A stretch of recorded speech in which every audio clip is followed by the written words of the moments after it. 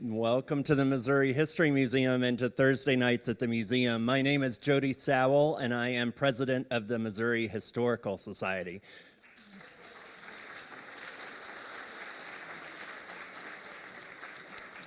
I know you're still doing that because I'm new, but you don't have to keep doing that. But I very much appreciate it. Tonight we are here to celebrate 75 years of KSDK. We do have another birthday in the house, though. On this day, on August 11th in 1866, a group of founding members of the Missouri Historical Society met on the old courthouse steps and said, we are going to create an institution worthy of the ages, an institution that will save from oblivion the history of this city and this state. What they knew then was that the specialness of St. Louis and that this history deserves to be preserved and shared. They probably couldn't imagine tonight. They couldn't, I guess we'd have to explain TV to them and weather maps and things like that. They certainly couldn't have understood what we had a couple of weeks ago, which was St. Louis's first all-girl punk rock band here reunited on stage, the Welders. They definitely wouldn't understand what we're going to do in 2 weeks, I think, when we have a wrestling stage on the stage, wrestling mat, and celebrate wrestling at the Chase. I hope you get the sense that Thursday nights at the museum is not your average night at a history museum. We do things quite fun every Thursday night. We bring you fun and engaging and thought-provoking and perspective-shaping events each and every Thursday night. So I'm glad all of you came tonight, but I really hope you'll start coming every Thursday. Those events, by the way, Thursday nights at the museum, every week, all of those things, completely free.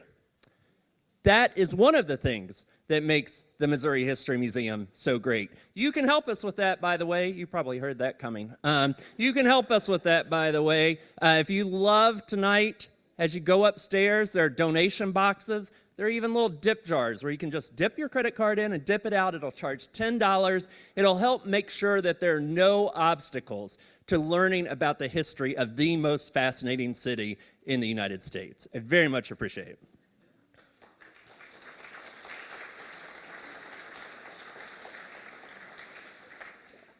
I'm very excited about tonight. I'm a little biased as well as a former journalist, but journalists write the first draft of history, and these journalists have been doing that for 75 years, not each of them individually, but 75 years. So we should go ahead and get tonight started. You're going to start to recognize some faces and stop paying attention to me in about 3 seconds. But I am going to introduce our moderators for tonight. It seems very silly of me to introduce people like Allred and Mike Bush, but I'm going to do it anyway.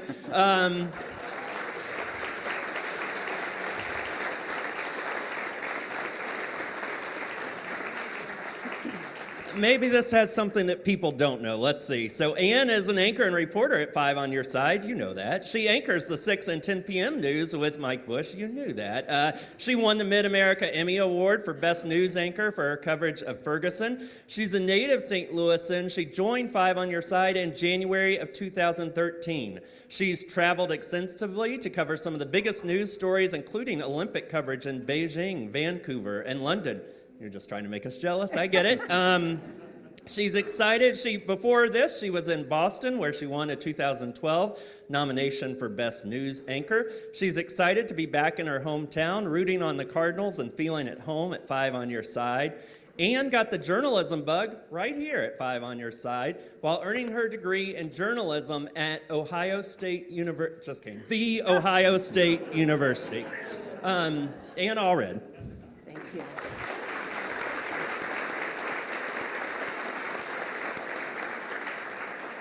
Mike Bush anchors the 5 p.m. newscast with Kelly Jackson in the 6 and 10 with Ann. He's been at KSDK since 1985. He attended the University of Arizona and majored in broadcast journalism.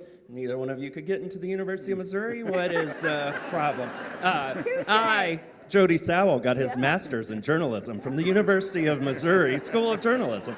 the world's oldest and finest school of, oh, this is introducing you all, that's right. Everybody else at Channel 5 is from the University of Missouri. Very good, very good. Why aren't they moderating? Anyway, okay, well, I'll stop the roast, sorry.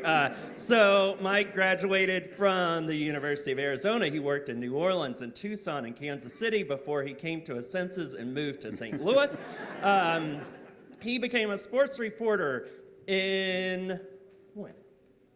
You mean the first? Yeah, first time. 1978. 1978, and then was promoted to sports director in 1986.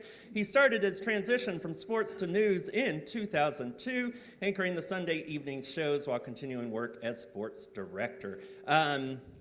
Is that enough about you so far? Yeah, that's plenty. He said that he was born in Chicago, but St. Louis will always be home. Ladies and gentlemen, Mike and me. Thank you.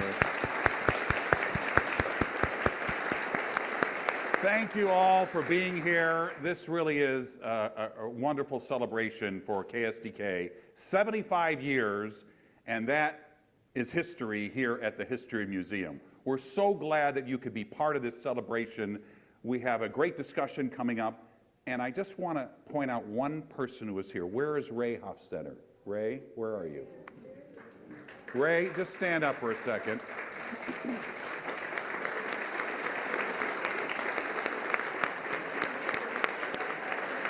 I don't know if you can hear me, if everybody can hear Ray. Ray, how many years did you work at KSDK? 66. 66 years.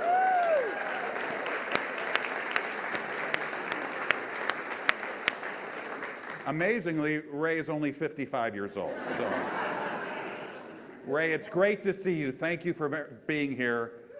That's history.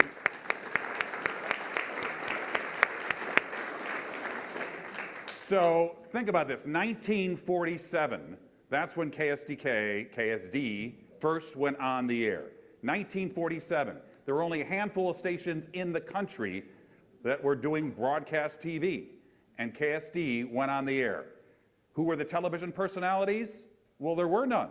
There was no television. So the radio personalities came over to television, and people like Frank Eschen would go on the air. Tom, are you here? Where's Tom? Did Tom Eschen come down? Well, his son was here tonight. So Frank Eschen was one of the first personalities. His son came here again. More history. What they used to do in 1947, to fill time, they'd take the cameras and they'd roll them out onto Olive Street, and they'd do man-on-the-street interviews when downtown St. Louis was hustle and bustle. And that's how they filled time. Or they'd do a cooking show with Wilma Sim. Or we had our first newscast, a regular newscast, with a guy named John Rodell. Here's, again, talking about history. Karen, you worked with John Rodell. Oh, absolutely. So did we. Jennifer, Art, I worked with John Rodell. So we span those generations. So here we are, 75 years. It's history, and that's what we're going to be talking about tonight with these amazing people. Yes, thank you, Mike. Good history lesson for all of us. Thank you so much for coming. Thank you to everyone that's stopped and spent time with us today. And we know you're all very busy, so thank you. And I really want to thank all of you. I know that we're very lucky that 5 on Your Side is really a generational station. As a native St. Louisan, that's what my grandparents watched. That's what my parents watched. Now luckily I get to work there and watch. And I always hear that from people. My parents always watched. My grandparents always watched. So I feel very lucky to be a part of it, but we're here and we're that generational legacy because of all of you. So I want to thank you for coming and spending some time with us, for watching, for supporting us. We would not be here for 75 years if it weren't for every single one of you. So thank you for coming.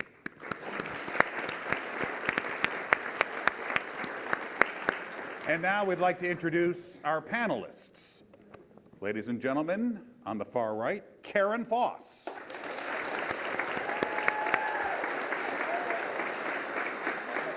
Karen joined Channel 5 in 1979. She was the news anchor for 27 years and won too many awards, so many awards, she's got no place to put them. And of course, she was well known for Karen's Kids, her community service. She now lives in Santa Fe, where she's pursuing her lifelong dream as an artist. Again, Karen Foss.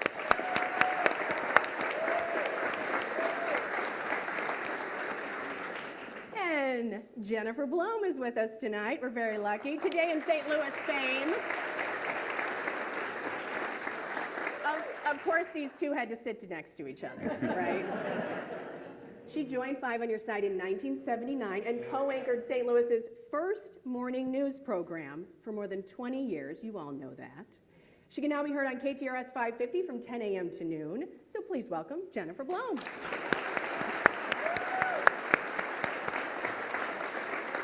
Sharon Stevens is here tonight. Yay. Sharon joined the station in 1993 as our education reporter and was at the station until her retirement. She's an active member of the National Association of Black Journalists and its St. Louis chapter. She is also a member of the Alpha Kappa Alpha sorority. Again, Sharon Stevens.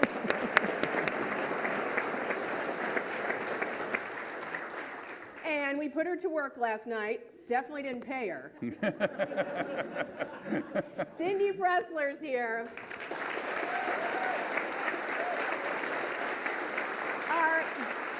Our beloved chief meteorologist that left Chicago and came to us in 1998 until 2015.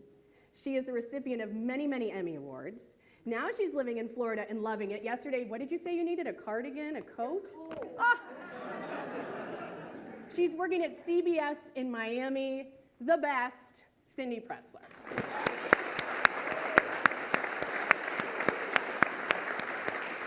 Now, on the seniority list of people on the air at Channel 5, I'm first. I'm the oldest guy. I'm older than the parents of some of the reporters. However, the one good thing that I always have going for me is that Art Holliday is still at Channel 5, and he's older than me.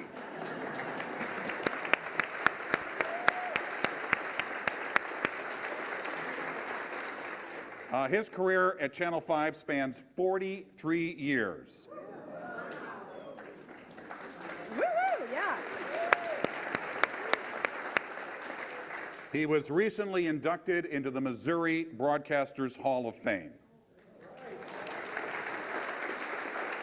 You know, he did sports for many years. We worked together in the sports department. Then he did the morning show with Jennifer for many years. Now he went to the dark side. He's in management. Ladies and gentlemen, Art Holliday.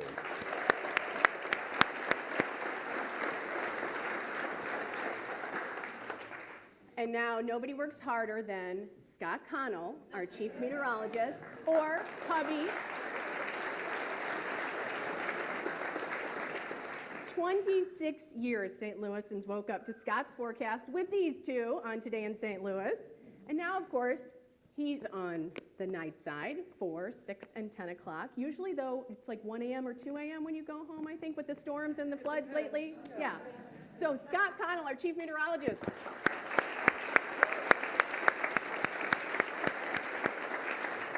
Our sports director, Frank Cusumano, is here tonight.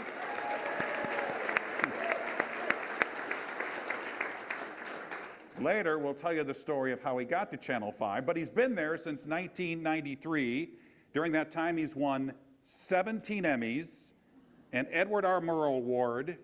He's a voter for the Heisman Trophy and the St. Louis Cardinals Hall of Fame, Frank Cusumano.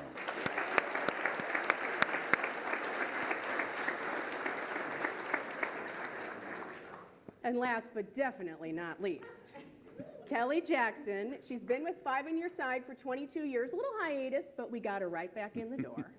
She's an Emmy-nominated journalist, a radio host on KTRS 550, and the host of the web series How My Pet Lives. So please welcome 5 p.m. anchor Kelly Jackson.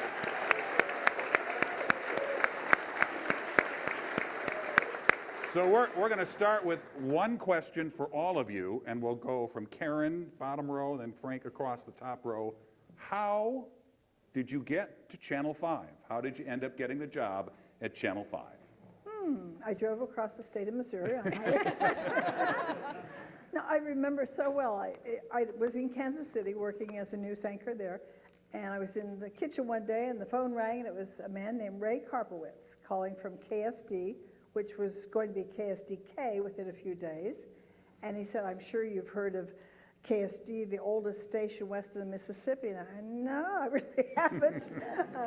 But it was a time in '79, the Federal Communications Commission had really cracked down on stations about hiring more women and minorities. And women like me, who had the education and a very few years of experience, had lots of opportunities. And I had fielded many offers that were way beyond really my abilities, but it was thrilling at the time. But I had 2 kids in high school, and St. Louis looked like a good spot if I was going to move on. And at that time, St. Louis was considered a big market.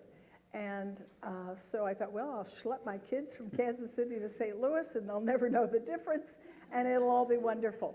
And then to think I was there for 27 years, and these people who become like family to you, I mean, we've all been through marriages and divorces and babies and deaths, and it becomes a real tight family. And, as I look around, 2 of my favorite co-anchors ever, and I've had a few, are here, Mike and Kelly. But also, I feel like those of us who are here tonight, we represent hundreds of people who've worked at KSDK. Right. The engineers, the producers, the photographers, the salespeople. It takes a village to get television on the air. Right. We just are the face, and we're very fortunate for that. But we're we're the tip of the iceberg. Well said. Cindy. Oh, gosh. I came from Chicago, from WMAQ in Chicago, and a good friend of mine was working at KTIV, Channel 2. And at that point, I was looking to move out of Chicago. Chicago was just too big for me. I wanted to get back to a smaller market, and she told... I thought St. Louis was a big I know. Isn't that funny? Isn't that funny? But she called me, and she said, Cindy, you need to call KSDK, Channel 5 in St. Louis, because I think they might be looking for a chief meteorologist. And I thought, no, I was there covering the floods of '93 from another station. I said, no, those mosquitoes are too big there. I can't move there. And she said, absolutely not. When I get off the phone with you, you call that station. So I did, and I left a message on Mike Shipley's voicemail. 2 seconds later, the phone rang, and that's history. They pulled me down here immediately, and I got the job. And very grateful for it. I ditto to Karen. We are a family. We are a family.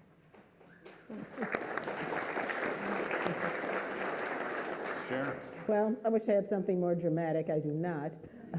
I was working across town at KTVI, and I'd just been named the education reporter for just a couple of years. And I got a call from Channel 5 asking if I'd like to come over there and be their education reporter.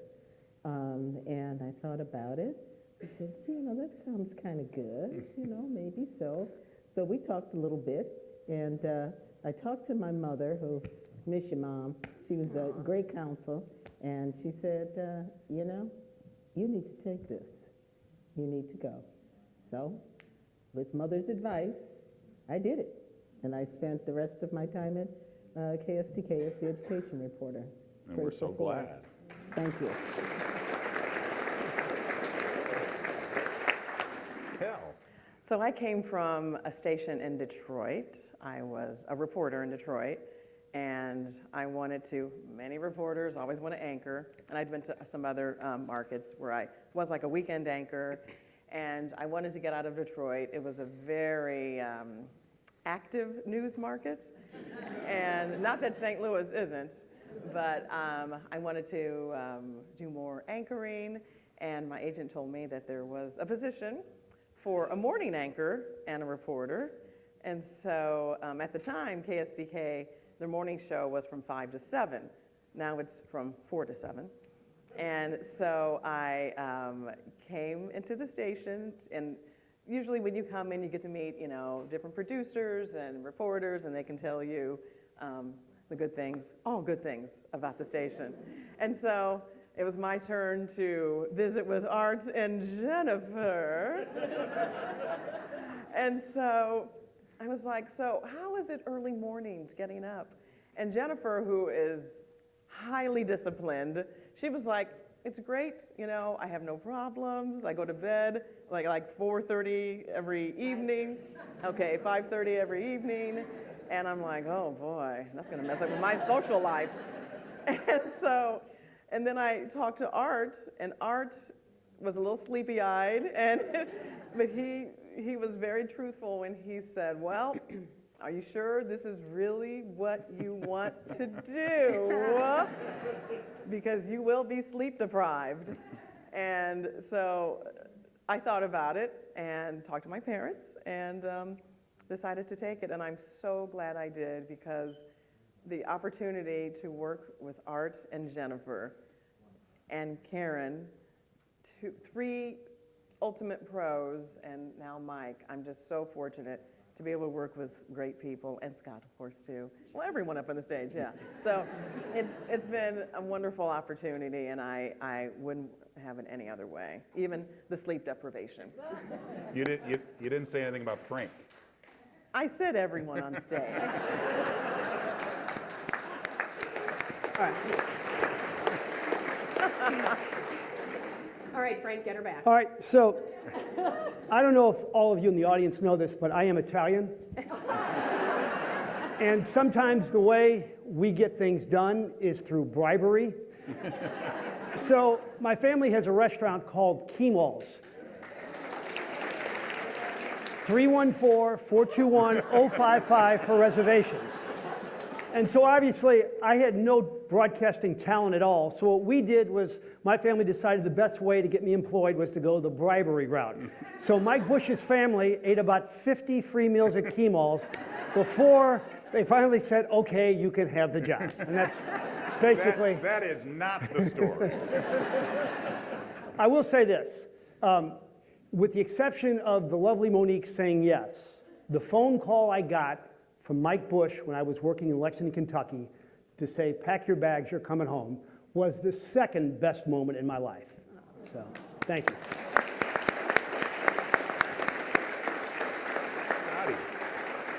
So in December of 1990, I got a phone call.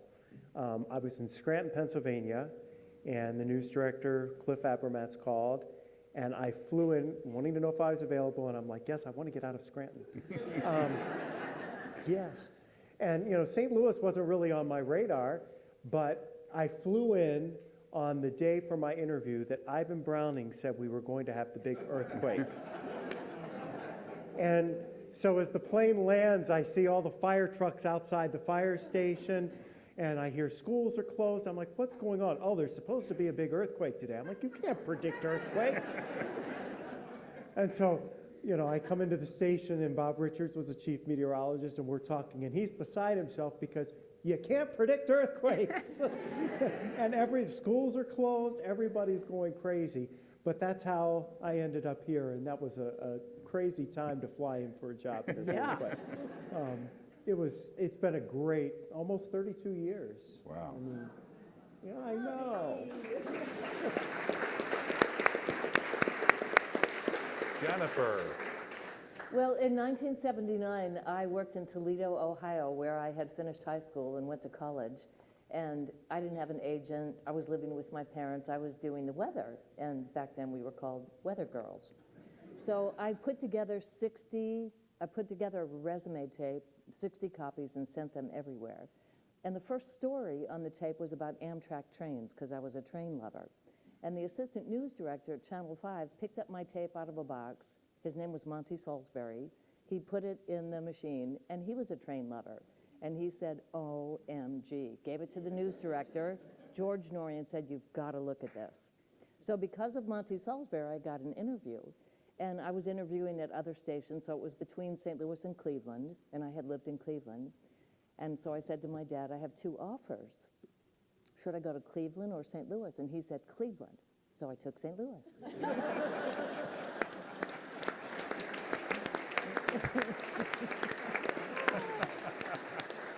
Art. So we keep hearing 1979. Karen was hired in 79, Jennifer was hired in 79, I was hired in 79. So when I was a young sportscaster, on my bucket list was warm weather city by the water. And a station in Tampa flew me down and offered me a sportscasting job. And by the time I got back to St. Louis from that trip, a college classmate of mine, Rick Gievers, who was a producer at Channel 5, had called me and said that Jay Randolph and Ron Jacober were looking for a weekend sportscaster if I wanted to come home. So suddenly I had two job offers. I could be young and single and going to the beach, or I could come home, and I thought I knew how big a deal it would be for my parents, but I completely underestimated how much pleasure they got out of watching me become whatever I was going to become. And so that's how I wound up here in St. Louis. I very easily could have gone to Tampa, and my life would have probably turned out much differently. I met my wife 6 months after I came back to St. Louis. That's my story, and I'm sticking to it. I'm going to bring up Rennie. We have one more story to tell. Rennie, where are you? Come here, Rennie. He's in the wings. Rennie's kind of shy. So tell your story about coming to KSDK. Started back in the early days of the covered wagons. I was a small little kid at the time, but Highway 66 was, actually my story is a lot more complicated than some of the others. I came to St. Louis in 2004 after being in Washington, D.C. for 12 years. I was hired here because things didn't quite work out with a contract extension in Washington, D.C. But when I came here, I was here for about a couple of months before my family moved in as well, and I thought, I don't know if we can do this. This place is so small. There's no highways and bustling and all that. But then we raised our children here, and that is what I understood the true meaning of being in St. Louis. It's about community, it's about people. It's not about who has this and who has that and who goes here and who goes there. It really is a hometown. I've been here now for 18 years.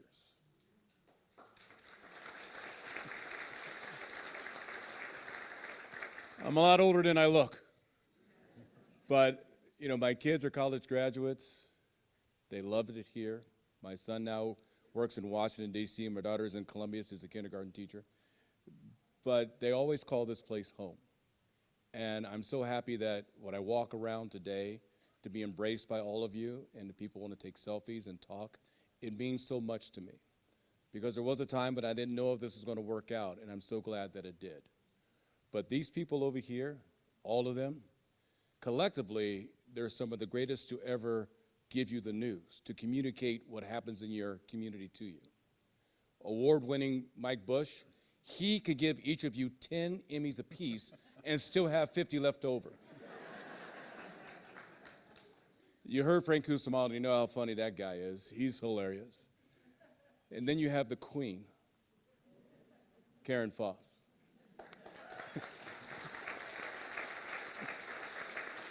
I'll just say this. I worked in Washington, D.C. for 12 years around some of the biggest names in the business. But that first time on the set with Karen and Mike, I was like, I don't know if I can do this. Go back to Medford, Oregon, where it was all nice and quiet and small. But collectively, these are great minds. But more importantly, these are great people. Great, great people. Ones that I'm very proud to say I work with. I'm very proud to say I'm friends with. That I can call and talk to about anything. Because that's what we're all about. We're about family. We're about community. And these people here are about greatness. And they really are. And so for me to be up on stage with you guys, I'm one of the youngsters, I guess, when it comes to tenure. Because I'm 18 years. That's enough. And Ann, you're what? 10 years. And that's the start, right? Everybody else is above 18. Yeah. You're all rookies. And you're what, like 97 years here? Yes. I don't know if you noticed or not, Mike's hair hasn't changed since the 80s. Just to let you know. Thank you. Appreciate it. I'm going back here. You're going back there. We'll bring you back up.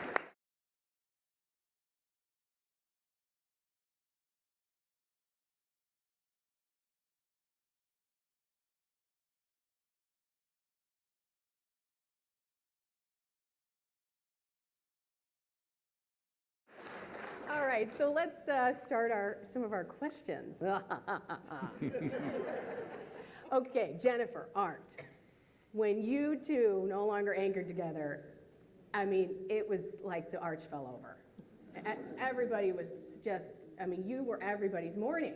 So when you started together, when did you realize that this was this kismet anchor pairing, that you two really were just going to be this amazing duo? And when did you realize that the viewers were feeling that too? I just have this one memory of a day Art and I were positive we were going to get fired. Remember? Yes, I do. And we were sleep deprived, and we lost it on the air. And so we were afraid to go back in the newsroom, and I'm like, it's been nice working with you. And then we left because that was the end of our day, and the switchboard operator, back in the day, said, I'm getting all these calls about you. Jennifer, people are saying you're not such a big snob after all. Or they think you have a personality. So I'm like, what just happened? What did happen? I don't know that we ever looked at it that way, honestly. You know, at the height of our success on Today in St. Louis, Jennifer and Scott and I had the highest ratings in the country. And, well, no, I mean, that's thanks to you. Many of you were watching. And so other stations in our corporation, what's your secret? And Jennifer and I cracked up like, I don't know, we like each other? You know, I mean, there was no secret. You know, chemistry is a very elusive thing. And I don't like him that much. Yeah, right. She's a horrible person. But we got along, and the audience gave us permission to be, you know, do we have any teachers in the audience? Okay, teachers know that you never sit the class clowns together, right? In television, they sat us together, and it worked even though we were not always on our best behavior. You know, one of the things that has really changed through the years is technology. It's changed for the stuff that Cindy and Scott, that you guys do, the stuff we did in sports. But Karen, I remember when I was interning in the 70s, that I would run the film to the developer so that it would get developed so I could get it on the air. Talk about kind of the technology changes and how television changed over the years. I'm the oldest here. He asked me this. No, but you're so right, Mike. I mean, when I first started working at television, we did use film, and that was in Kansas City, and I was a film editor, and I was a floor director, and we put the film together with masking tape, and I would run it down the dirty stairs to get on the air, and if it was a late-breaking story, we had to run out and film it, and it'd be black and white. We didn't even have color. So videotape was a big revelation. And I really saw myself as being a camera person, but the first video equipment weighed like 125 pounds, and I knew I just wasn't strong enough to lug that stuff around. There have just been so many changes. It's phenomenal. And when I see what reporters today do, and they go out with their phone and they shoot a story and come back and edit it and put it on the air, it is phenomenal, the changes that technologically it's gone through. And weather-wise, I mean, just the graphics that you guys use have changed so much. Yes, when I started out many, many years ago, we actually had the magnetic stick-on suns and clouds, and we would we would actually play with them and stand across the studio and throw them against the map and to see what would stick, but that's how long ago that was. Now it's all computerized. We don't even use paper anymore, right, Scott? Totally different than what we ever did before. Yeah, there was a time when to get the radar pictures, you were lucky to get satellite or radar pictures. You'd get them an hour or two afterwards, and there were 16 colors as a part of your whole thing you could show on TV. Now it's millions of colors that you can show. But there was a point where you had to literally pick up the phone and dial into radar to get the latest radar image. Yeah. So Not to say that the now is necessarily always easier than when you used to do that. well, now is now though. We do have our struggles because as anybody knows, when you work with a computer, Yeah. the computer sometimes has a mind of its own. So Yeah. when it stops, so do we.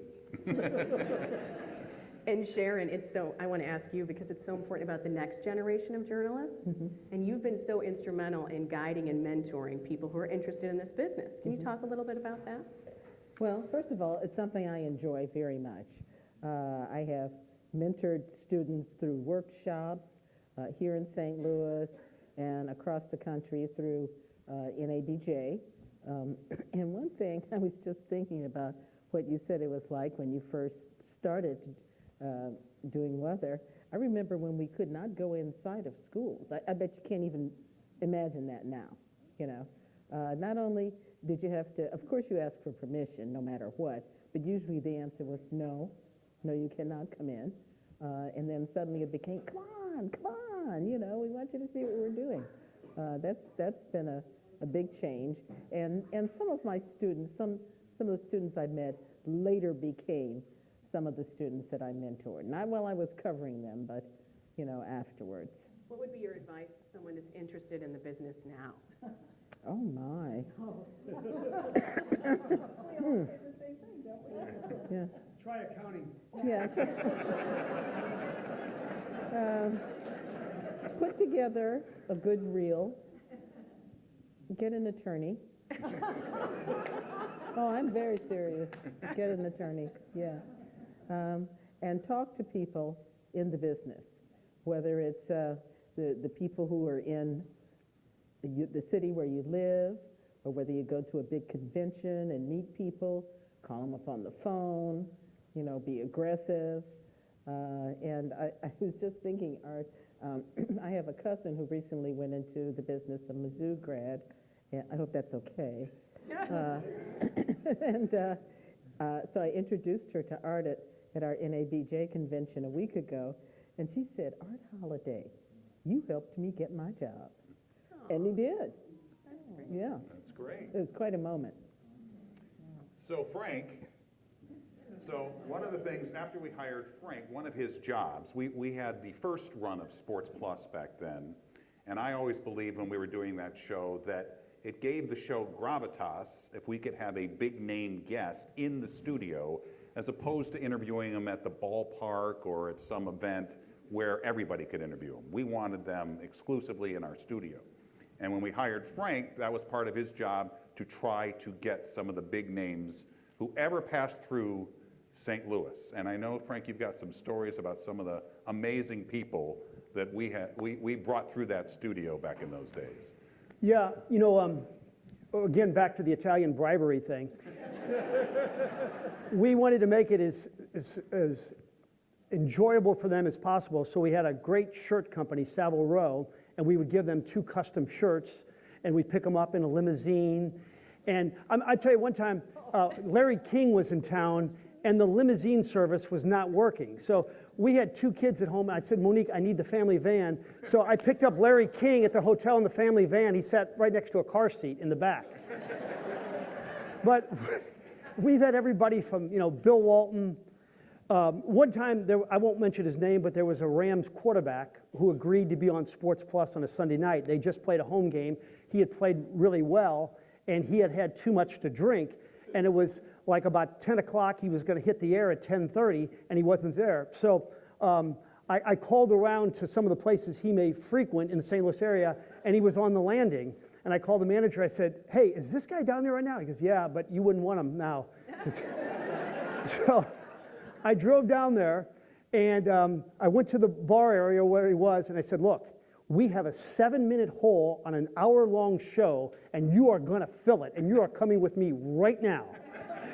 And so fortunately, an offensive lineman was there, and he said, okay, I'll take care of him, Frank. So the three of us got in the car and got him back on, and he gave us a good interview. I mean, we had Randall Tex Cobb, who fought Muhammad Ali for the world championship. I think he was snookered out of his mind, but we had him on live. But any big guest, I mean, from Deerdorf to Brock to all the national guys that came through, we got them. It was fun, and it was great because when we were done, I mean, we had tremendous ratings back then. We had the highest rated Sunday night sports show in the country.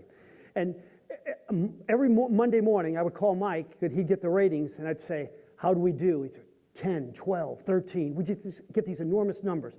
And then we didn't waste one single moment. Is that he and I were talking on that phone saying, okay, this is our guest list potential for next Sunday. Let's go after it. And, you know, I would get rejected, you know, more than I did, you know, asking a girl at prom night. But I kept asking and asking and asking and get the biggest guest possible. But boy, we had a run of guests there, and it was awesome. So, by the way, last Sunday on Sports Plus, we had Paul Goldschmidt on. So we're still delivering pretty good guests. Thanks.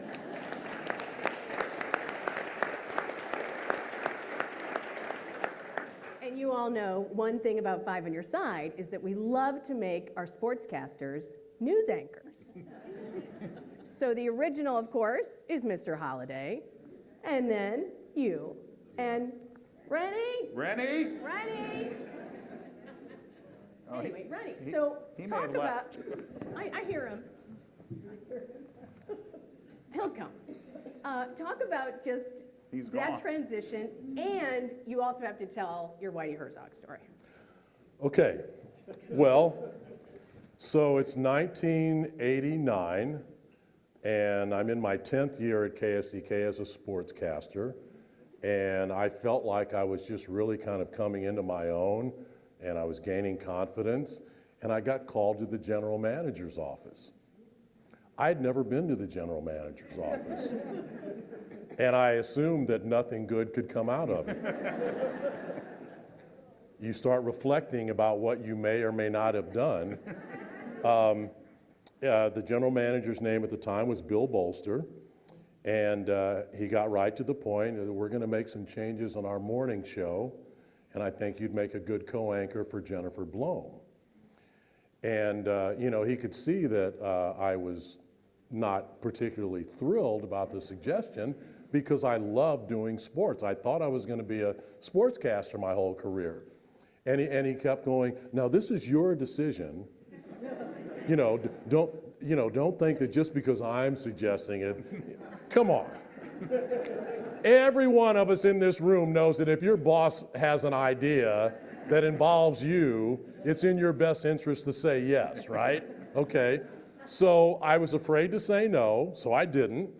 And it turned out to be obviously a turning point in my career, but it turned out to be an amazing experience because he had just created a 22-year anchor team.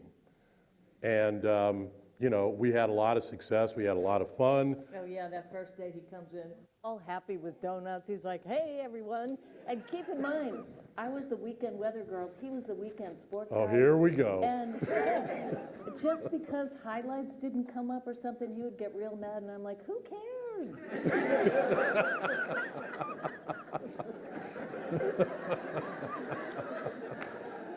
Welcome to my world. So that's how, and then you start, is the audience going to accept me in this role? And in all seriousness, Jennifer made it such an easy transition. I knew from day one that she had my back, and I think that was part of our success, is that we looked out for each other, and that doesn't always happen, as all of us can attest. So that's one of the reasons that it worked out so well. Well, and true, it doesn't always happen, but the one thing I loved about TV news was that to me it was my only experience with team sports, because we are a team. And as Karen said, there's so many people behind the scenes who made what we do possible. And Kelly and I call it rescue anchoring. I mean, if the person you're working with is flailing or something, your job as their partner is to make sure nobody at home knows, if you can do that. And so it was kind of a thrill for me to be part of a team because, you know, I never had that experience. Well, and in morning news, especially later on, I mean, when I started the show in '89, it was a 30-minute show. And 22 years later, when I left, it was a 3-hour show. So a lot of the copy, you don't get a chance to pre-read. So we got really good at, we called it mind sweeping. reading news copy that you've never seen before.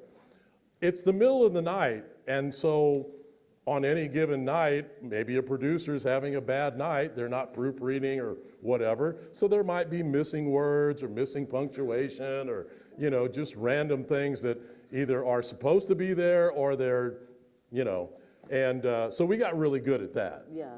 But, you know, practice does make perfect. Okay, so the Whitey Herzog story. I'll try to condense this because it actually covers about a 30-year span. Okay, so 1983, I was in the sports department. The Cardinals are one season removed from winning the world championship against Milwaukee, and Whitey Herzog was the toast of the town. So my idea was to do a profile of, you know, someone who was being considered one of the greatest managers in the game. And when I was doing sports, I always tried to figure out how can I tell a familiar story in a different way. And my idea at the time was to convince Whitey to wear a wireless microphone. If you're a sports fan now, you know that wireless mics are very common. But in 1983, Mike, the idea of a major league manager putting on a wireless microphone for a weekend sportscaster in St. Louis was slim and none. But we carried the games, or some of the Cardinal games, on KSDK. Jay Randolph went to bat for me with Whitey and convinced him to wear a wireless. So the short part of this is that when a manager walks to the mound to talk to his pitcher, don't you wonder what the heck he's saying? Well, we found out what Whitey says, and it's X-rated. So Joaquin Andujar was pitching for the Cardinals, 20-game winner the year before, World Series, a big part of their World Series championship, but he was struggling in this particular game. And so our cameras are in the Cardinal dugout. I still can't believe we pulled this off. And Whitey's talking to Hub Kittle, the pitching coach. Hey, Hub, should I go talk to Joaquin? And he goes, yeah, Whitey, you should go talk to him. So he calls timeout, and our camera's following Whitey walking to the mound.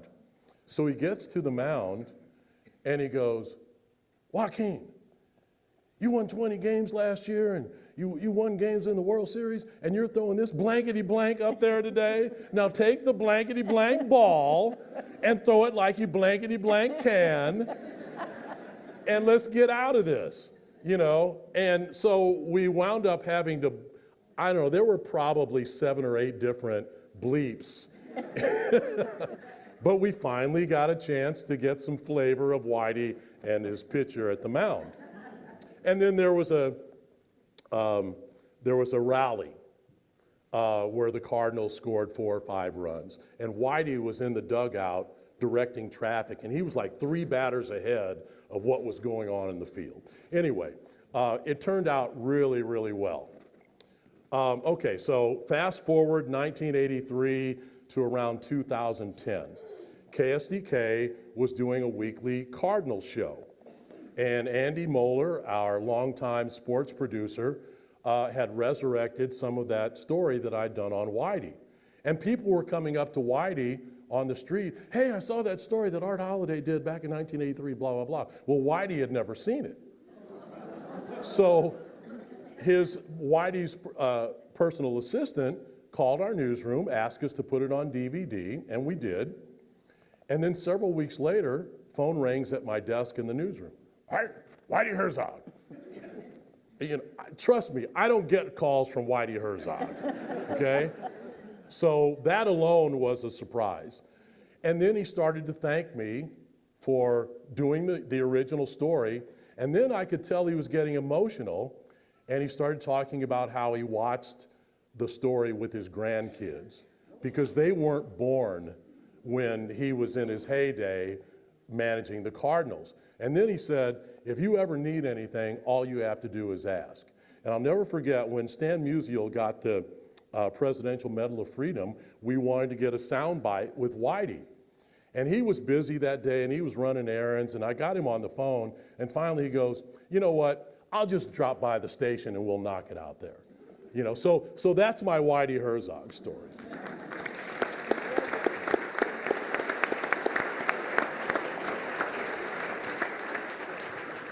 I think you guys raised an excellent point about having your back. You know, one of the things that happens in local TV news and news in general is you talk about a lot of bad stuff. And then just because you're doing live television every single day, bad stuff can happen on the air. The tape doesn't roll, or the prompter doesn't go, or stuff like that. So it's really important to have a partner who is got your back and will look out for you, and you look out for them. And I've been so lucky to have Karen and Kelly and Ann for all these years, because you always feel like you have a teammate, and you don't have to worry about going down in flames. They'll pull you out. Kelly, one of the things that people may not remember, because she does the 5 every day, Kelly came back to St. Louis after a hiatus in California. What was your schedule when you first came back? You were working crazy hours. You were doing the morning and the night on weekends. Yeah, I look back at that, I'm like, what was I thinking? No, but when I was in California, I wanted to move back to St. Louis because I really do consider St. Louis my home. It's my hometown now. And I thought I would, hopefully get a little opportunity to fill in maybe for Art and Jennifer, since they had about 5,000 weeks of vacation between the two of them. So at the time, we needed it. I know. At the time, I contacted Mike Shipley, who was the news director at the time, and I said, hey, I'm moving back to St. Louis. I was going to get into the pet realm of St. Louis, and I said, if you ever need anyone to fill in for vacation relief, specifically Art and Jennifer, since that's what I had done before, I'm here for you. And so he's like, yeah, that's great. And so I got a call from him maybe a week or so later, and he says, well, I talked with Lynn Beal, who was the general manager at the time, and she came up with an interesting proposition if it would be something you'd be interested in. I said, what is it? So he said, what if you did the weekend mornings, which is a 6 and 9 a.m., and then you can come back and do Saturday evenings, the 5, 6, and 10. And as an added bonus, we're going to throw in another morning for the Sunday mornings and come back and do the 6 and 10. I said, sign me up.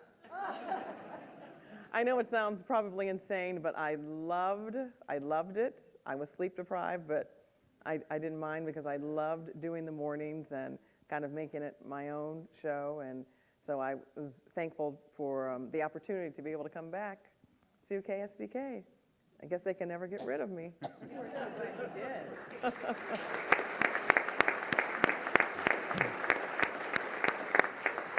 So, ladies and gentlemen, people always think this job is so glamorous. I've heard Jennifer say many times, I was in Spanx with full makeup, fake eyelashes by 3 a.m. all the way downtown. But we don't have anyone do our hair and makeup. No, it's not this glam. People think it's very glamorous. I think, Kelly, you gave us the first insight into it's a job like every other job. It is. I get that question all the time. Who does your hair and makeup? I said, moi? Yeah. No one else does it. And so I guess that's a compliment if, they wonder if we have someone doing our hair and makeup. But no, that's something that we do on our own. And they also thought that the company bought our clothes. That just made me laugh. It is the one question that I feel like Yes. women get a lot is your hair and makeup. Yeah. And lipstick. Yeah. I don't know. Did you guys get that? mean, I get so many calls, not lipstick? anymore, but yeah, about my lip gloss. What lip gloss are you? Yes, I find that so interesting. I get those too. I'm sure you do, Frank. They're especially concerned with my hair. I used to do my hair. I think people really don't totally understand the demands of the job. And when I moved from TV news to working for Ameren, the local utility, and one of my coworkers, Lori Light, also moved, and we would just giggle when people say, we have a 3-day weekend coming up, which is a 3-day weekend. What a novelty. There are no holidays in TV news. If it falls in your work schedule, you work it. And when I was just beginning, it was funny because I would have to be filling in on holidays and weekends for the big anchors. And then when I got to be a big anchor, I had to work it. I don't know how that all went wrong. But there's no such thing as holidays. When you have a schedule, that is your schedule, and you work it. And big stories mean 12, 18-hour days. And that is not, and for you guys, I don't know how you do it, because those days are less rare now than they were when I was working it. And it's just part of the job. You just do it, and you buck up, and you just get it done. Yeah, that's part of what we do every day. And the news never stops. By the way, I have a Joaquin Andujar story, too. So in 1985, you all remember the Cardinals and the Jack Clark home run at Dodger Stadium, and the Cardinals went to the World Series. Everybody remember that? Okay. So Channel 5 sent me to Los Angeles by myself. It was just me. Jay Randolph was there, but he was working for the network, and so I was just working for Channel 5. And I thought, well, this is not going to work. What am I going to do? We're doing a half-hour show after the game. It was on Channel 5. We're doing a half-hour show after the game. Me on the field. How am I going to even get players? I've got to be on the air. So my closest friend lives in LA. I got him a press pass, and I said, your only job is after the game, go into the locker room and get somebody. Anybody, whoever you can get. So the game goes along, the Cardinals win, and I'm on the air. And I don't know if you remember 1985, but that year, Joaquin Andujar decided to stop speaking to the media about halfway through the season. He is not talking to the press. So I'm on the air, and I'm kind of looking, and I'm talking to the producer in the commercial break saying, I don't know who we're going to get, but as soon as I see him, I'll let you know. And so I get back on there, and I look out of the corner of my eye, and my friend's bringing Joaquin Andujar,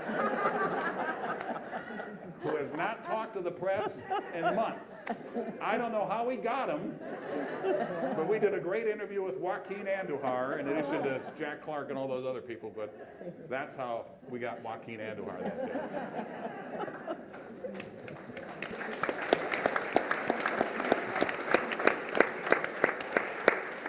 All right, we've got some viewer questions we'd like to get to. And Cindy, no one wrote their names, so I'm sorry, but you'll know it's yours. What is it like weather-wise, Miami versus St. Louis? And yeah, that's the question. It's pretty obvious, for one thing. And very different. Very different in Florida in general. Florida in general is a very different state anyway. All the jokes about the Florida man, they're true, let me tell you. The weather's very different because it's the direction of the wind makes all the difference in the world, what kind of weather you're going to see that day, and what time you're going to see the weather, because of the influence of the ocean, the Atlantic Ocean, and the Caribbean, and the Gulf of Mexico. So we get a lot of moisture. It rains every day for a little while, and then it dries out, sun comes out. Sometimes it rains with the sun out. That happens too. Dry season, it doesn't rain at all. So you have two seasons. You have the wet season and the dry season. Of course, there's no snow. Never again do you have to scrape your windows. You don't have to worry about ice forecasting snowfall totals. But of course, we have the hurricane season, which we're dealing with right now, and holding our breath that we don't have a busy season, so that's very different. But yeah, it's just different. You learn something very different than St. Louis. It's difficult there too. Just like the weather here is difficult, it has its difficulties as well. So you think they're equal as far as difficulties, and one is not more challenging? Yes, I do. But so far I don't think the people care as much, the viewers care as much about weather there as they do here. Really? Yes. Weather is very important to you guys. Thank you very much. Thank you. Thank you.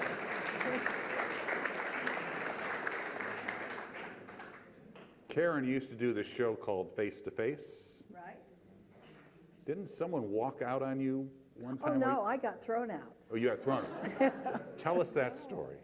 Well, you'll remember the name Rush Limbaugh. And for a brief period of time, he had a TV show. And so we went to New York to interview him. And Barbara Walters had been there shortly before me, a few days. And he was very proud that he'd been interviewed by Barbara Walters. Of course, I was very curious. What did she ask him compared to what I asked him? And I became especially curious after I was tossed out because we were having a conversation. He was from Missouri. And I'd actually known him a little bit in Kansas City. He worked for the Royals for a while. And so we're talking, and Time Magazine had just done a story about him, and it said, now I'm not going to have it exactly right, but something to the effect that 85% of his fans were men. I thought that's pretty unbalanced. And so I said, you know, Rush, is there some antipathy between you and women? Oh. Well, I just thought it was a legit question. Obviously, you all don't. And his producer comes storming out of the control room, interview over, out of here, and that was the end of that. That was a great question. Well, thank you. That was a great question. I thought there was basis to ask him. And when I watched Barbara Walters, what do you think she asked him? Almost the same thing. But I don't think she got. I don't think she got thrown out. No, but these things happen. All right, this is for all of you. Jump in if you have one. Were you ever unable to stop laughing on the air? Oh. And what caused it? Kelly and I. I was thinking the same thing. One morning, I don't even know how this happened, but we ended up Anchoring together. y'all were gone. Yes. And so the two of us were on the air. The two clowns were gone. And the new clowns came in. Right. And so we had a story, and you know how you were talking about you don't always know what the script is going to say, or this word missing or whatever. You don't always know what the video is either. And so, and I don't want anybody to take this the wrong way. We were doing a story about someone who had been arrested, and there was a mugshot. We were not ready for the mugshot. I thought it was a police. I thought it was a police sketch. No, it of was this a mugshot. person. There was a mugshot. Okay. Yeah. And it was something like this. Seriously. And Kelly and I were and we're like, what do you say? If you see this man, and we could not keep our composure. We laughed until it was time for a commercial. Yeah, we And did. did you laugh? I mean, the camera saw you laughing? Oh, yes. Oh, It was. And they heard us laughing when the picture was still out. Yeah. Oh, yeah. I'll never forget I that. know. Well, that never happened to Art and Jennifer. Because we're professionals. I wish I had a blooper tape once of each and every anchor losing it. We had a colleague named Sarah Harlow who was able to anchor, cry, and laugh at the same time. Nothing stopped her from anchoring beautifully, even though she was losing it. There are many great tapes of Art. I don't have them anymore, but there's a man, Dwayne Pounds, on Facebook who posts some of these Channel 5 archives. I don't know where he got them. Oh, he has a lot. I don't know if he has. He has a lot of art. Remember that pig? Pinky Starlight. Don't ask me why. It's sleep deprivation, really. And everybody who's worked with us on that schedule understands. Robin Nunnally is here tonight, who worked in the control room for many years, and Leon Knordschild is here. But Robin, I don't know if I have the story exactly right, but at the time, Robin was pregnant and lived in Columbia, Missouri, and it was snowing, and she got up and drove to Channel 5 for her 4 a.m. shift and realized it was her day off when she got there.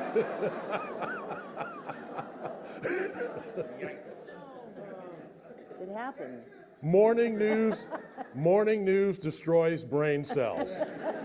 It just does.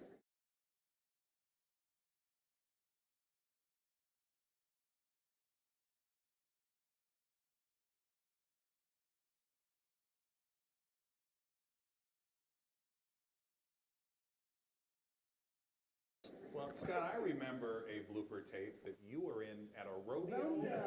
Yeah, the rodeo with Dick Deacon on the camera, and the horse came running up. You know, I was standing down this is at the old arena, and I was standing down there on the, I don't know what you call it, the field or whatever. Arena, yeah. And the horse just is galloping, and I sort of hear it, but Dick's behind the camera, and, you know, I'm just talking about the weather, and his eyes are getting really, really big. And I can hear something coming up, and I just jumped up on the top of the railing, and the horse came flying through. And we also did something with, you know, the bull that tries to charge. And so I was in the barrel, and then I just went down in the barrel and didn't come back up because the bull was coming after me, and I'm like, I just go down, just stay down. We had fun with a lot of our live shots on the morning show. We did. You know, Scott was always so busy, and Cindy. Some mornings I would get in there early, and Cindy was still there from the night before. And you've seen on the Weather Center, they are multitasking like nobody's business. So Scott was taking a call from a viewer, and he was really busy. And his kids were always calling him, and his wife. And so he's giving this viewer all the information, and then he goes, "Love ya," and he hangs up.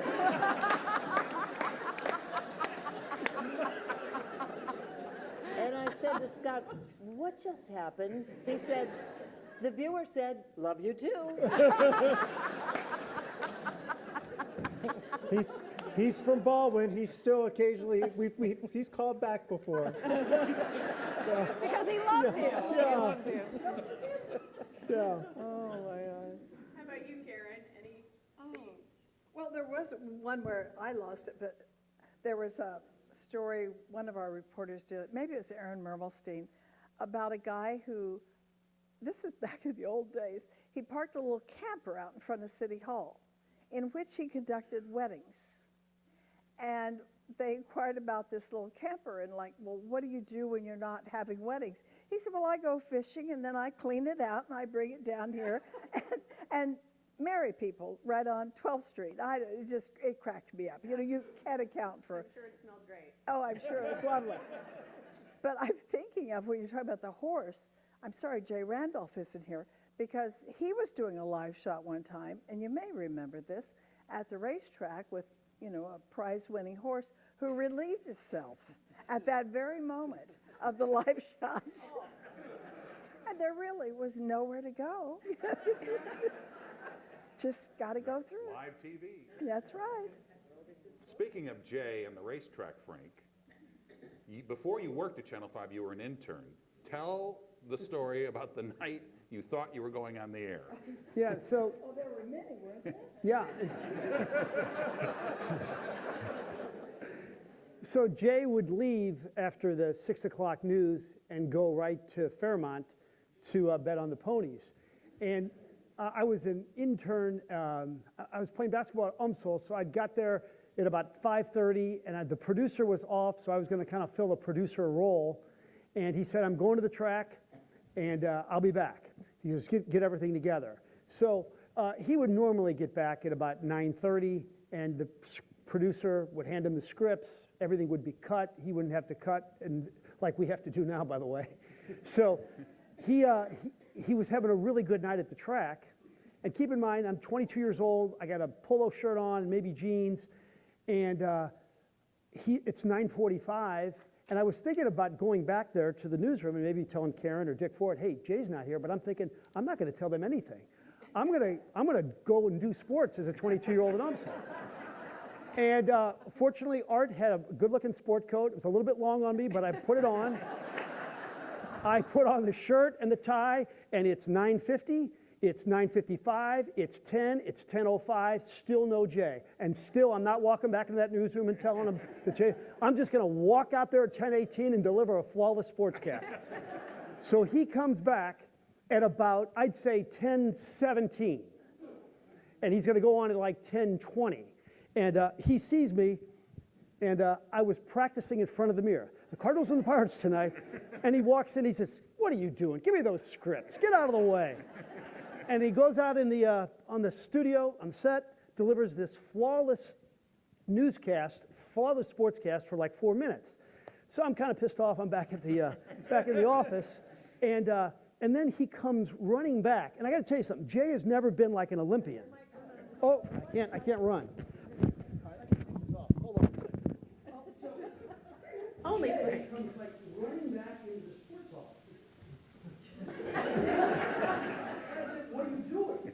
And he says, well, he goes, I've won 8 of the first 10 races. I'm going back. If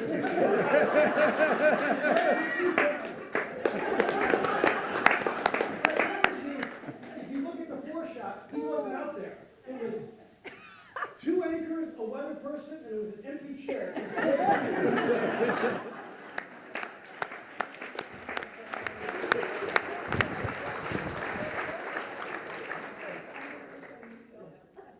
Jay did call yesterday, and he wishes he could be here, and he wanted to say, make sure you tell Karen and remind Karen about the time you guys went to London for the first NFL game broadcast outside the country. Jay did the broadcast. Channel 5 actually aired the game as the Cardinals and the Vikings, and you, of all people, did the pregame show, he said. Because when you think NFL football, you think Karen Foss.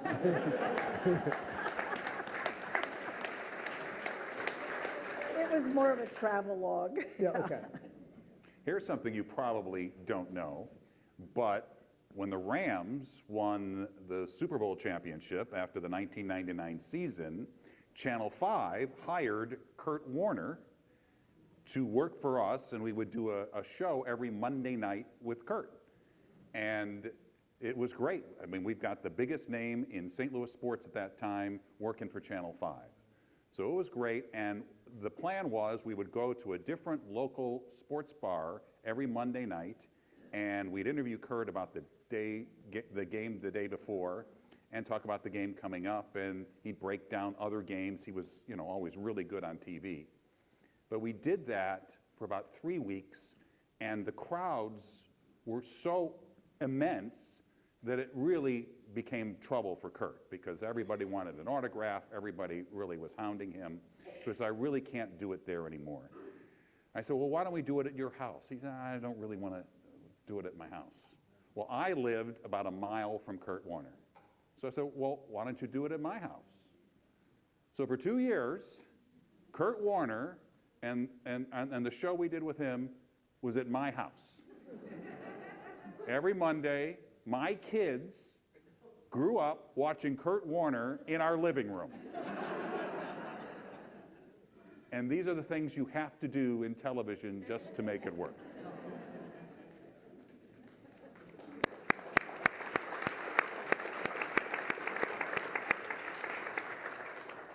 All right, a couple more viewer questions. Are any of you friends outside of work? I know the answer to that question, but. We all are. Yeah, except for Frank. Don't get me wrong. I love Kelly like a sister, just not one of my own.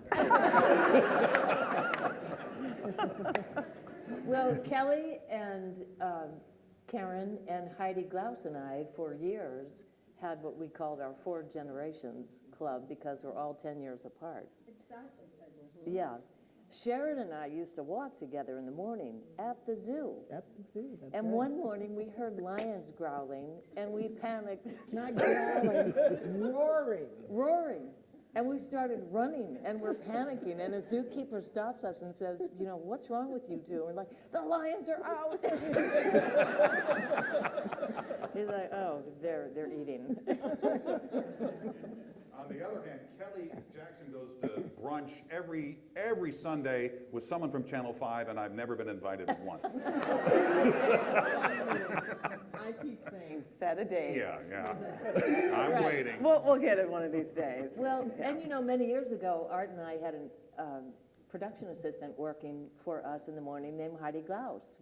And we were so excited about her, and we kind of offered to become her mentors, which turned into her TV mom and dad. And then when Heidi decided to leave Channel 5 over at KTRS, where Kelly and I are, boy, we recruited the heck out of her and said, come on over here, child. So now Heidi has a 3 p.m. radio show at KTRS. But I find myself sometimes saying to her, your hair. And she's like, it's radio. And I'm like, well, I don't know. I think you should fix your hair. And she's like, oh. You really are my mom. Is Heidi still here? I think she's gone. She's gone. She had a concert tonight, but I hope you got a chance to see her. She did stop by earlier. I think Cindy and I were talking about this when we saw each other. We said, it's the people. It's the people. I just wanted to bring that up now that I'm working in a different market, a different city. I want you to know how special these folks are. This doesn't happen at every station. This is different. This is special. We're talking so many years. There was a great heyday in the 90s and the 2000s. A lot of us are from that era. But working in other stations, this doesn't happen. This friendship, this camaraderie, and this success, and the kind of viewership that you are for KSDK. Thank you so much, and thank you. I just have to bring that out because if you just work here, you get so spoiled because things are so good. You remember all the good things, but it's not like this out there. It's very different. Not I agree.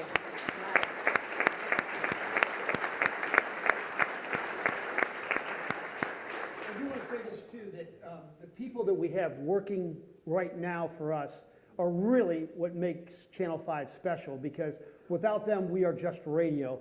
I see Andy Broadway right here. He's been with us for over 20 years. He's unbelievable. Jimmy Kruko, who just started with us. We just got back from Canton. He's going to be terrific. Rick Meyer is our chief photographer, the one with the Moses-like hair over there.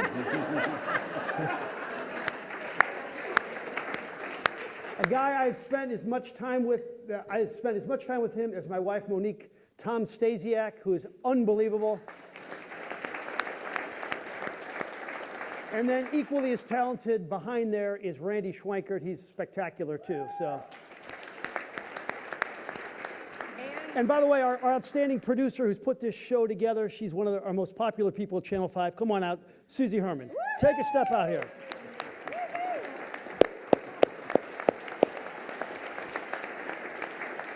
The only problem we have with Susie is every once in a while at 10 o'clock, she cuts the sports time. So. Weather takes it. Yeah. And we also want to thank John Jordan, who's here. He's behind the scenes. He was helping us set up. And we know that some former employees are in the audience. I know Robin's here, so if you guys can stand up, if you are a former employee, we'd love to give you a big round of applause, everybody that joined us.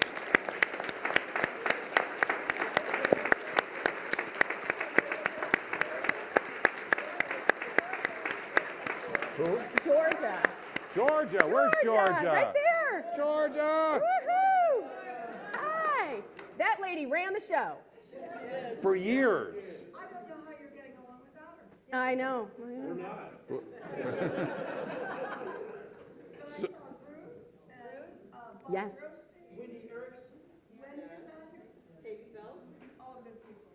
so before we go, if you could all just maybe a favorite memory, something that you took away from Channel 5 that has kind of stayed with you for all these years. Karen?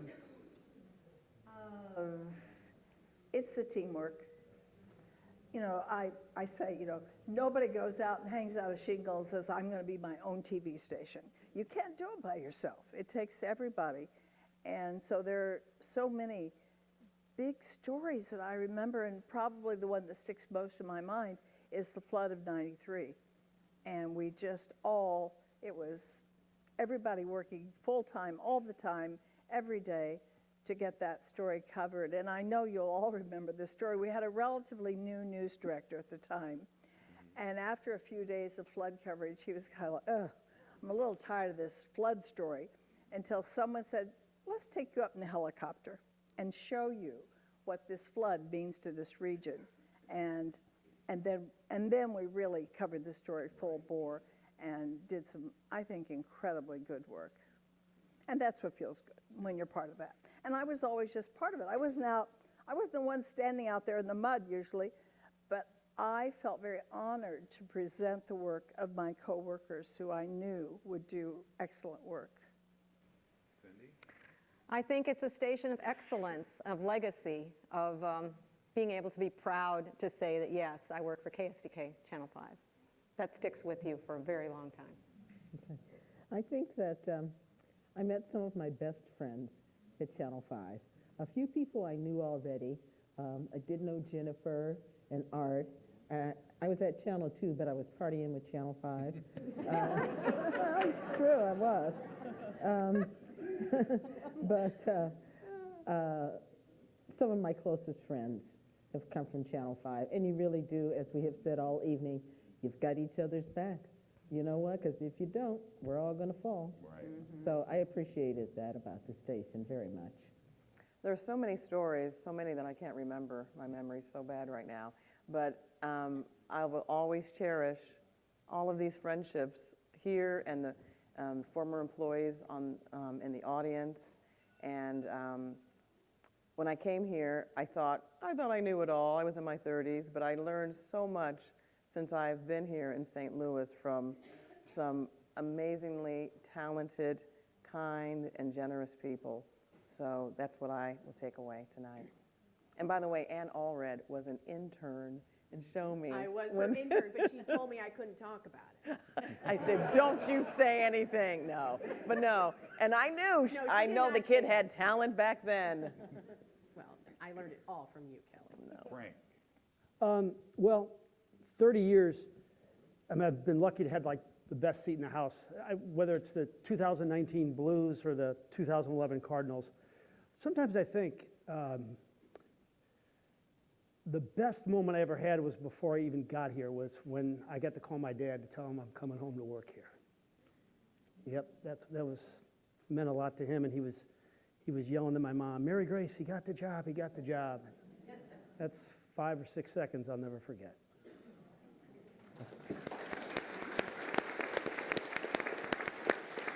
I can't top that, but I will say I remember certain weather events. They stick out. You know, the flood of '93 obviously is the big one. The Good Friday tornado, the countless snowstorms. You know, the tornadoes we've had in the last year.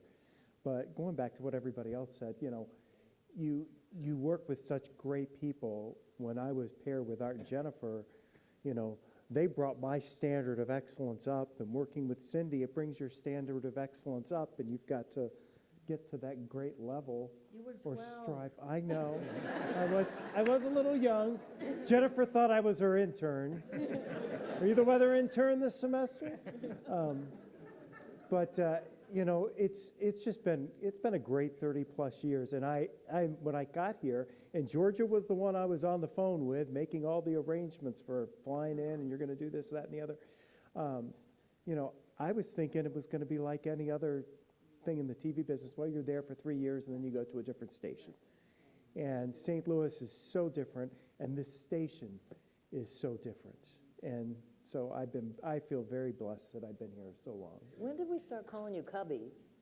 Probably day 2. Because I thought you were 12? Yes. Yeah. He still looks 12, doesn't he? No. Well, Art and I were always concerned about mental health. And I know it personally took me 10 years to convince the management to let me do a series on mental health because of the stigma. And we used to do these big events in shopping malls with brochures and a 5-part series. And so in 1990, I did one, and we couldn't do it in the mall because everybody would be too embarrassed to show up and get a brochure about mental health. Dr. Joella Rael is here. She was one of the first psychiatrists who helped us with this reporting. And, you know, over the years, it just became so important to Art and me. And I do remember personally, toward the end of my career, where I was starting to feel depressed, you know, get up in the middle of the night, drive to a studio where I don't even see the people anymore because they're behind the curtains, and then go home. And then a viewer told me when I was at a speech, she said, you got me through my postpartum depression, getting up at 4 a.m. to feed the baby. And so then it was like, yes. And one thing that Art and I have talked about, maybe the silver lining of the pandemic, is that the stigma around it, surrounding our mental health has decreased. Wouldn't you say? Absolutely, because now many more people understand what it's like to be down or blue or depressed, because that's what COVID did to all of us. So if there's any silver lining, and there probably isn't, but maybe that's it. Yeah. Well, and then a happy memory is how Art felt about dressing up your dogs. And he blames me for having viewers think he didn't like dogs. And he said, I do like dogs, I just don't like them in costume. So let's set the record straight. Art? You know, I think about all of the left turns that my career has taken. I thought I was going to be a sportscaster my whole life. My plan was to, if I got lucky, maybe I'd get to broadcast at the network level, or maybe stay around Channel 5 long enough to be sports director. I'll never forget the first time I went to Busch Stadium 2 as a reporter. I didn't think it could get any better than that. I've been a Cardinal fan since 1964 when I was in 3rd grade. And then, you know, I already told the story about how I switched to news and got one of the greatest broadcasting partners you could ever have, and we got to work together for 22 years on TV, and then we got the band back together on radio for a couple of years. So that was unexpected. And now to be able to serve KSDK and the St. Louis community as news director, you know, when the announcement was first made, and it was, you know, the first black news director at any TV station in St. Louis, and that just means that a lot of other people didn't get the opportunity, but my boss gave me the opportunity, and now I get to serve the newsroom that took a chance on me in 1979, and hopefully, you know, do something positive in St. Louis at a time when we need all the positivity we can muster up.